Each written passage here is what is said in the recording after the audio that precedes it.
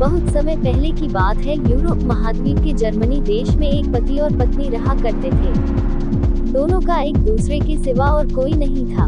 विवाह के कई वर्षों उपरांत भी उनकी कोई संतान नहीं हुई। समय इसी प्रकार से गुजर रहा था कि अचानक एक दिन स्त्री को अपनी कोख में संतान की अनुभूति हुई और गर्भावस्था के दौरान उसको कुछ इस प्रकार महसूस हुआ कि उसको रेपंजेल नामक शाक खानी चाहिए। आसपास वह शाक कहीं भी उपलब्ध नहीं थी। पति पत्नी एक जादूगरनी के बगीचे के समीप ही रहते थे। पत्नी के मन की बात जब पति ने सुनी तो पति ने उससे वादा किया कि वह उसके लिए रेपंजेल नाम की वह शाक साथ लेकर आएगा। बगीचे में चोरी से घुसकर उसने वह शाक अपनी पत्नी के लिए तोड़ी और यह क्रम कई दिनों तक चलता रहा।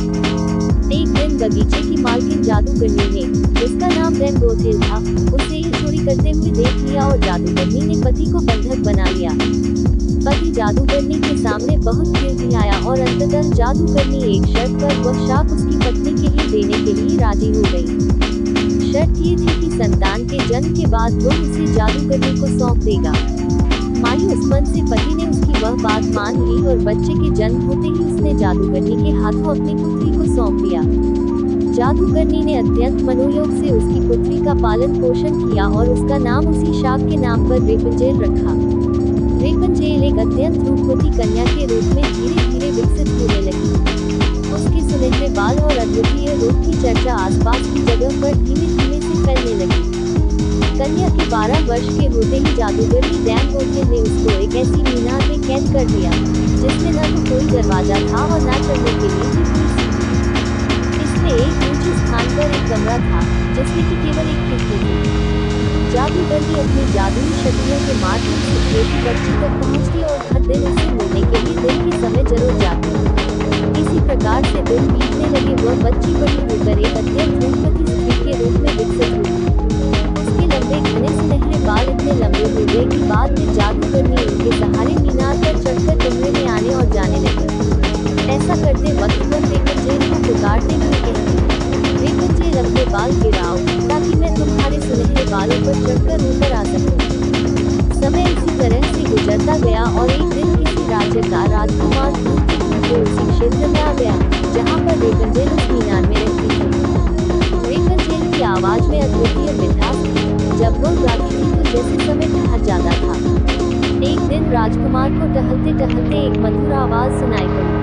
वह आवाज कहाँ से आ रही है ये जानने के लिए जब राजकुमार मीनार के पास गया तो उसे दिखाई पड़ा कि एक ऊंची मीनार के ऊपर कमरे में एक सुंदर रूपवती स्त्री दिखती है।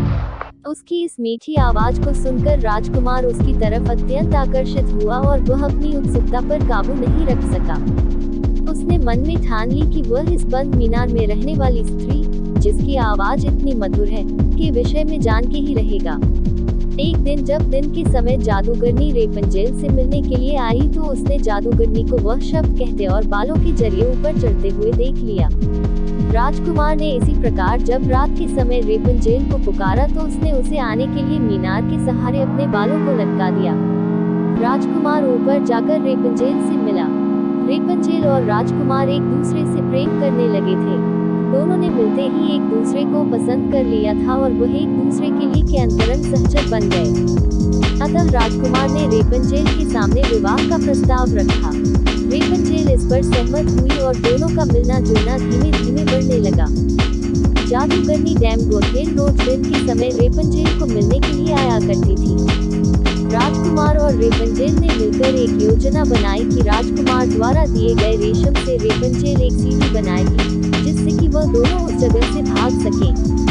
रेपंजेल की मूर्खता के कारण जादूगरनी डैम गोथेल को राजकुमार के रेपंजेल के पास आने और उसके गर्भवती हो जाने का पता चल गया। जादूगरनी डैम गोथेल ने रेपंजेल को मीनार से बाहर निकाल दिया और जंगली जानवरों के बीच से जंगल में विचरने को अकेला छोड़ दिया और वह स्वयं उस मीनार के कमरे में जाकर छुप गई। राजकुमार के चढ़ने के लिए उसने रेपंजेल के बालों को काटकर उन्हें मीनार से बाहर लटका दिया ताकि राजकुमार ऊपर चढ़ सके और उसे कोई शंका न हो। जब राजकुमार रेपंजेल से मिलने के लिए उस रात आया तो रेपंजेल की जगह जादूगरनी को पाकर वह भयभीत हो गया और मीनार से टूट पड़ा जिससे कि नीचे गिरे कागज से उसकी दोनों आंखों की रोशनी चली गई।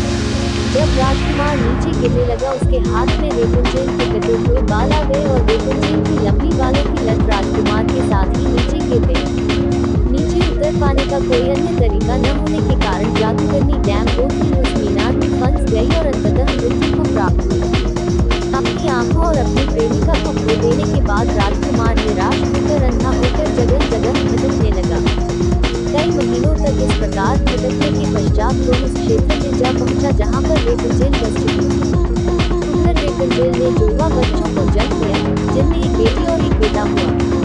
इसी तरह कुछ समय तक एक दूसरे के विछोड़ में रहने के बाद अंततः दोनों इसी राज्य में एक स्थान पर मिले और उनके मिलन से चमत्कार स्वरूप राजकुमार की दृष्टि वापस आ गई और रेपंजेल के लंबे समय के बाद उसको वापस मिल गए और दोनों हंसी खुशी अपना जीवन साथ में बिताने लगे।